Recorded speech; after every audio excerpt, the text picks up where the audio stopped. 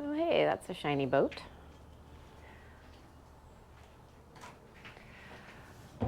What are you doing down there? I'm putting the wiring in your new boat.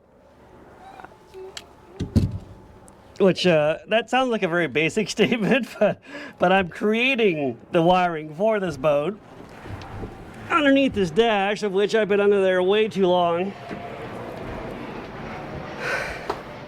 There you go. You have a couple gauges that work now. There's a great more. Let's have a look at what you've been doing. All right. Woo, I'm trying to get into this boat. This isn't that easy. Need a ladder. Okay. So, well, I mean, I guess we ought to start with the boat was white before. Like the boat's a totally different color now, right? Oh yeah, the boat is a totally different color. This is the same boat that we have looked at before, I think, on videos, right? Yeah, there's at least one video about it. Yeah. So the boat was gone for, I don't know, a year, Tom? A year and a half, probably. You know, you send anything to paint jail, it's a year for sure. Yeah, even if it's gel coat jail. And so the boat was gone, and in that time we built this nice boathouse here, as in a house for the boat. Yep. And now the boat is back, and it's very sparkly. I don't know if you can really see. We actually, we tried to film this with the boat actually out in the sunlight, but it was so bright we couldn't record it. It's very sparkly, and has a sparkly steering wheel. That is a very vintage steering wheel right there. Yep, the correct one for the boat. Yeah, and you're filling in some of the holes in the boat because it is not good to have holes in a boat. Comprehensively from left to right. This is a new old stock Hobbs hour meter. And the funny thing about hour meters is they never seem to outlast the equipment they're on, but we're starting fresh here. Yeah. And then it's got some NOS Teleflex gauges. I don't know which one that is. Fuel gauge, I guess. Fuel gauge. What's going to go above? Water temp goes here. Speedometer goes there. Tachometer. And then oil pressure and a volt gauge. Originally it had an amp meter. I've elected to modernize it with a volt gauge. And we have some notes here. If anybody wants to wire a Sidewinder. I suspect there's going to be no one else doing this job. Although my last wiring job was the Jensen Interceptor, and I will tell you that this is like eating chocolate cake compared to that car. Yeah, you needed about 35 more notebooks for the Jensen. Let's back up a little bit. What is this boat? What kind of boat have we got here? In case somebody doesn't remember our initial video on this boat. If you haven't watched the first video, shame on you. But this is a '71 Sidewinder 18-foot jet boat, 454 powered. That's empty. There's no engine in there. It's a nothing-powered boat right now. Well, with the hatch down, nobody knows there's no engine. I can see in the hatch that there's nothing in there. No, I have a see-through engine cover. You should put a fake carburetor in there so it looks like there's an engine in here. What is the backstory on this boat? I mean, people, you should go watch the other video, but I don't want you to stop watching this video, so. Well, the backstory is my parents bought this boat brand new, 1971. Where'd they buy it? At the Long Beach Boat Show. It was the actual one at the boat show. And my family just thrashed it. I mean, you can, don't give my family nice things because they will use and abuse the equipment. And this boat has been sunk, it's been recovered, it's been repowered, it's been restored once in the 80s, which is where it picked up the white paint job. And by the way, I was against the white paint job in the 80s because I prefer the blue metal flake. Which I now have the power to restore it to, so that's what I've done. I'm going to crawl under there and show people what you've been working on, and you can narrate. There is nothing good to see there. No. It has a new gas tank, slightly bigger than the original one. The original tank was 18 gallon, this is 24. So first of all, I want people to appreciate that Tom has spent the last few weekends under here, and I mean, it's better than working on the Opel GT gas tank, but it's not a lot of room for a big man to be maneuvering in. And you can see the rebuilt Mercruiser Teleflex steering rack and pinion. That is the original steering system this boat had. At one point in the 90s, it had a new helm and it was a more modern steering wheel, and it looked just god awful. So I have painstakingly restored it back to the original steering system, including a cable, it's called a ride guide if you guys are into vintage boat cables. This particular cable is very hard to find, and it's specific to that rack and pinion. How many cables did you have to try out? I bought 7 different length NOS cables in the last 10 years. And how many of them have been the exact right size? Don't sit on that. I'm not going to sit on it. I mean, I was totally going to sit on it. Yeah, I know you were. It's not. The bulkhead is not in place yet. None of them were the right size. They're all. See, the problem was when my brother changed out the steering system, he discarded the original cable. So we did not know what the actual length of the cable was, and they're made in 6-inch increments, depending on what size you needed. So anyway, that's a 17-foot cable. That's what this boat needs. All right. What else? What else have you been working on? I see that there are a lot of shiny bits, and there are even more shiny bits sort of on the outside of the boat. Well, we have to get out there, which is not so easy. Because... Yeah, no, I can make it though.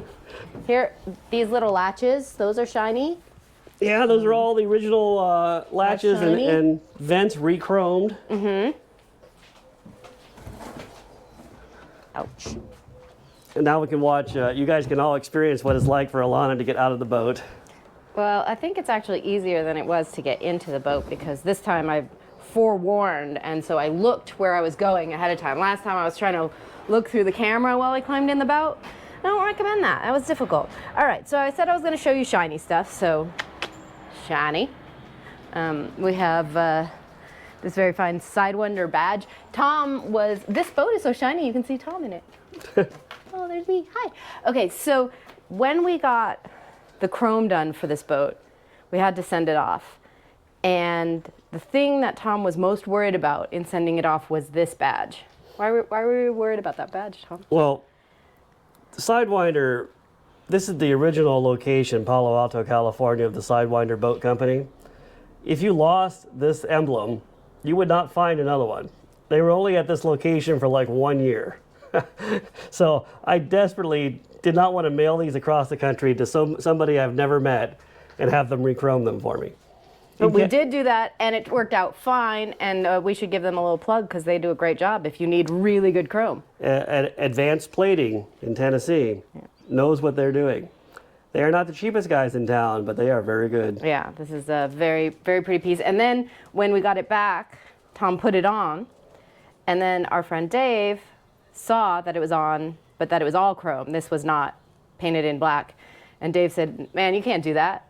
That's terrible. You got to paint in that black. So Tom took the badge off, and Dave painted it for us, and then now it's back on and hopefully not coming off again. Yeah, I've had the badge on and off 3 times now. Let's see, what else is good about this boat? These kind of 71 CUDA-like gills here. We should put a trailer hitch on the CUDA and tow it. Yeah, it's the right color too. We have a 71 CUDA that's almost the same color, and well, it would be good to tow it, I guess. You're probably blinding everybody with that chrome and that I know. metal I want them to appreciate the sparkle. Yeah, now they've got seared retinas. Look at how blue it is. It's great. It's really a good-looking boat. The side is green. This molding is another highlight. I had to ship it from Florida to here, and it comes in 20-foot-long sticks. How expensive is it to ship 20-foot-long sticks from Florida? As I found out, pretty expensive, and the company that makes it is not interested in giving you a cheaper shipping rate. So I had to give a shout out to the boat guys that did this. This was repainted and all the woodwork replaced by Roberto's Boat Repair in Castaic, California. They did a pretty good job. You know, I give them at least a B+, maybe. I mean, compared to what it was, as Alana said, it was a rotting hulk in our backyard, but now, you know, we don't feel like we should let it sit outside now. Did I say that? You did say that. Are you sure? So I dropped off these photos, and I was like, I need the boat to look like this when you guys are done with it. And they came pretty close. Hey, who's that baby? That baby is me. What was this boat's name? The boat was called the El Tigre. It was written right on the side here. It said El Tigre, the tiger. because my mom was a redhead and my dad always referred to her as the Tiger.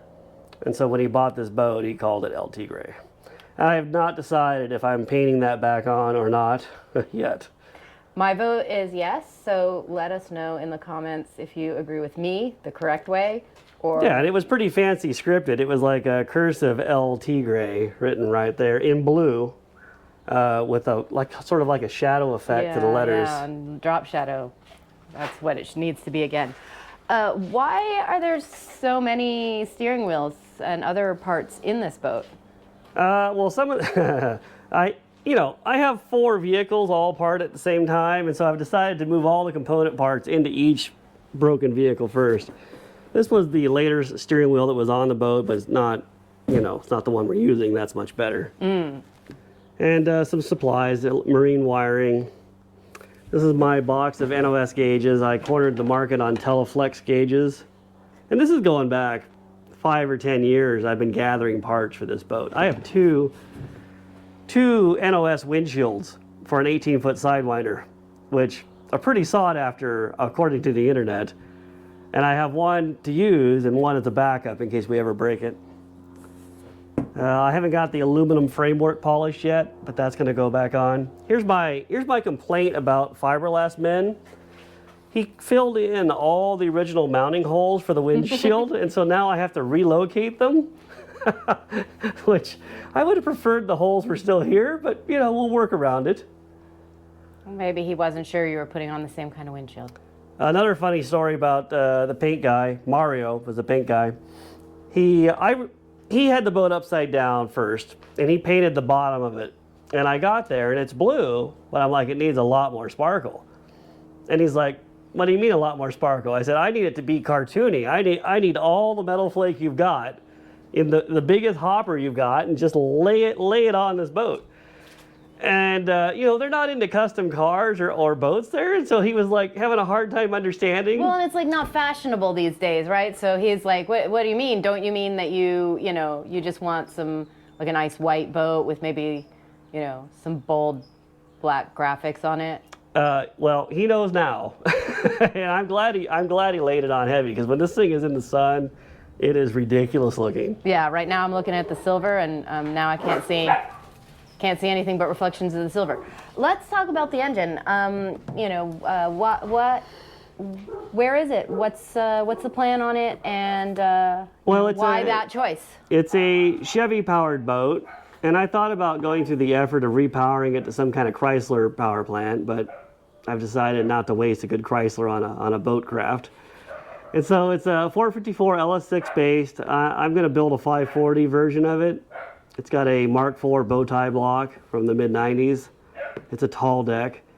So it's going to be a 540 cubic inch single 4-barrel family jet boat. What heads are you using? It's got Edelbrock heads, aluminum square ports. And hydraulic roller cam, basically the same thing it had, only more displacement. How fast do you think it'll be? I think it'll do 80. Now everybody on the internet's like, that boat's not going to do 80. I have past history with this boat doing 83 on a GPS. It took a 454 with roller cam with nitrous to do it, but that's what it did. It also took your nephew holding an unmounted nitrous bottle on his lap, which... Well, we were testing. But I think with the 540, I'll get close to that without the nitrous oxide. And I think that's as fast as you want to go in a boat like this, because it did not really feel super stable. I know they got new boats and better hull designs that all go 90 or 100 or whatever. But this is a 1971 jet boat, and it's not a flat bottom or anything. It's a family boat. What did your family do with this boat? Everything. There's nothing we didn't do with this boat. It's pulled as many water skiers as you can possibly put on the back. It's tried to pull a tree out of the lake once. It was in a way of a perfect beach. Did it? No. We saw just the tip of the branches sticking out, so we thought we'd tie onto it and pull it down. And so we pulled it all the way flat till the tree was gone and the boat was not moving. And we let up on the throttle, and that tree pulled this boat backwards like a scene out of Jaws. So we spent the rest of the day working around the tree branches on the beach. It was a nice beach, By the way, if you work for the Corps of Engineers, that never happened. What? So you guys water skied, right? Yep. I think you tried to teach me to water ski. I refused to learn. We've done everything. Tubing, I mean, I water feel skiing. about lake activities the way people joke about airplanes. Like, why would I jump out of a perfectly good boat into the water? It makes no sense to me. But I am excited about sitting on the boat and drinking beer while somebody else drives it around. What have been the boat tragedies? The boat tragedies? Well, I mean, when it was 3 or 4 years old, my brother sank it. Yeah, that's what I meant. And I don't know how my dad accepted that exactly. my brother's about 12 years older than me. And, he sank the boat. And my other brother was on shore, and they both wound up having to pay to have the boat recovered and repaired. But, once you sink a boat, they're never exactly the same, Well, your dad was a good dad, I mean, if the Wiener Dogs sank this boat, you would forgive them. The way he sunk the boat was he ran over a ski rope and it got tangled up in the jet. And the clean out on the Berkeley pump is inside the engine compartment. And so he took the lid off and was trying to get the rope out, and it's a hole like that big of water now flowing in. And then the lid fell off the side of the boat into the lake. So now there was no way to stop it. And in a panic, he jumped behind the wheel, fired it up, and tried to drive it to the shore. And it had water shooting out, shooting back everywhere, and it just progressively went down so that just the tip was sticking out. But it was never totally lost. They always had sight of the tip, and they retrieved it. Did they ever find the cap? No, and actually that engine hatch is the second hatch because the hatch also disappeared, and I think some seat cushions when it was underwater. What interior are you thinking about? Well, it's originally white.